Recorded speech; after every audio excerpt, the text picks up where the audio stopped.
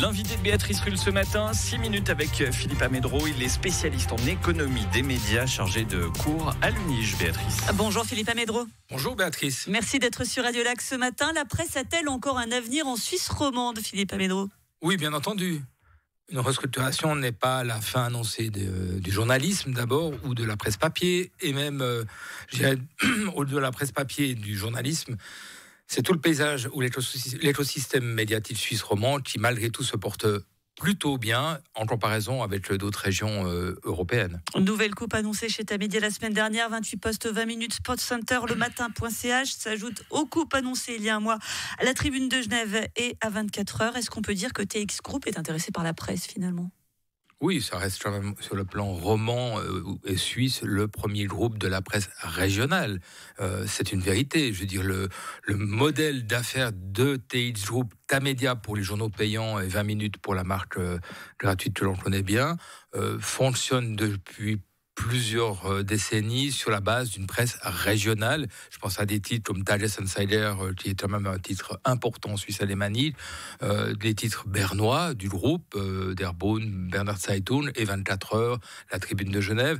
Et il y a un phénomène de syndication des contenus, c'est-à-dire qu'on a des contenus comme la rubrique étrangère qui sont fabriqués pour plusieurs titres et qui évidemment posent la question de savoir s'il y a encore une vraie diversité des contenus dans des journaux où on doit constamment rechercher des économies d'envergure, c'est-à-dire au fond produire plus avec moins de personnes, sachant que les contenus sont disséminés entre la version papier, des versions internet, des versions réseaux sociaux, etc.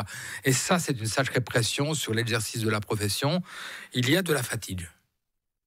On sait qu'il y a eu un virage numérique, un virage digital dont certains titres étrangers ont bien réussi à prendre. Est-ce que la Suisse romande, est-ce que la presse romande a réussi à le prendre, ce virage numérique ? Je pense que oui, mais simplement c'est encore en cours, c'est une transition dont on a l'impression qu'il n'y a pas de fin.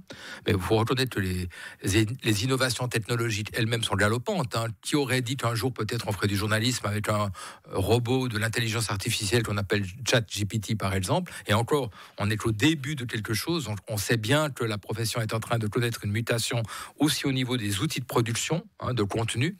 Je dirais que ce qu'il ne faut pas négliger, c'est que les journaux locaux sont plus résistants en matière de presse papier, probablement parce que leur lectorat aussi plus âgé, donc ça c'est une question d'année. Quand est-ce que ces journaux très locaux devront muter vers le digital ? Je pense que ça c'est une difficulté qui mérite un soutien de subside cantonal, d'une forme d'aide indirecte à la mutation technologique. Je crois que ça c'est vraiment une réflexion qu'il faut développer, accompagner cette mutation, mais surtout pour les petits titres locaux, pour les titres du groupe Tamedia, donc des journaux payants. Je crois qu'ils ont les compétences et les capacités de le faire à titre privé, sans intervention étatique, par exemple. Simplement, la question, c'est de savoir si cette restructuration est en train de s'achever ou s'il y a encore, dans la perspective des prochaines années, de nouvelles charrettes en matière d'emploi. Ça, c'est quand même une perspective qu'on ne peut pas ignorer, qui est encore assez inconnue. Vous évoquez l'intelligence artificielle, c'est ça la prochaine étape finalement du journalisme et de la presse, c'est d'être remplacé par un chat GPT ? Rassurez-moi. Non, je ne crois pas. Mais la syndication des contenus, c'est toujours en cours. Le problème, par exemple, de la convergence, on le voit pour la télévision radio de service public, avec le départ de l'actualité de Genève à Lausanne. C'est une question qui se pose en termes de, au fond, concentration des moyens en des lieux donnés. Est-ce qu'on pourrait imaginer un jour que Tamedia décide de fusionner 24 heures et la Tribune de Genève en un nouveau titre roman? Je vous rappelle que la plupart des titres régionaux, que ça soit dans le canton du Jura, que ça soit à Neuchâtel, etc., sont le résultat souvent de fusions. Le temps est de toute manière aussi le résultat d'une fusion de deux titres. Donc cette concentration des médias va se poursuivre. Vous évoquez le départ de la RTS de Genève vers Lausanne.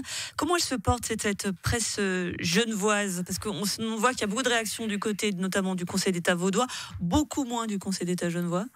Je dirais que la réflexion, après, c'est quelque chose qui est encore en cours. Il y a une aide, je crois, sous la forme d'un abonnement offert aux jeunes de 18 ans. Moi, je dis qu'il faudrait offrir l'abonnement de la Tribune de Genève à tous les seniors. Il y a eu une manifestation récemment au Grand Théâtre pour célébrer les seniors. Mais ce sont les seniors qui lisent la presse papier. Et pendant quelques années, il faut soutenir la presse papier parce que ça rapporte 2 fois plus, voire peut-être même encore davantage que la presse numérique, c'est-à-dire au fond que le rapport à l'argent qu'on peut gagner avec un journal papier est infiniment plus élevé encore. Donc il faut soutenir d'abord la lecture, il faut encourager la formation des jeunes à l'école, ce que fait d'ailleurs le DIP, en matière de compréhension de ce qu'est le journalisme. Je dis toujours, il faut sauver le journalisme, sauver la presse, ça vient après. Au fond, le journalisme, c'est le sel même de notre réflexion en matière de pluralité d'opinion et de démocratie.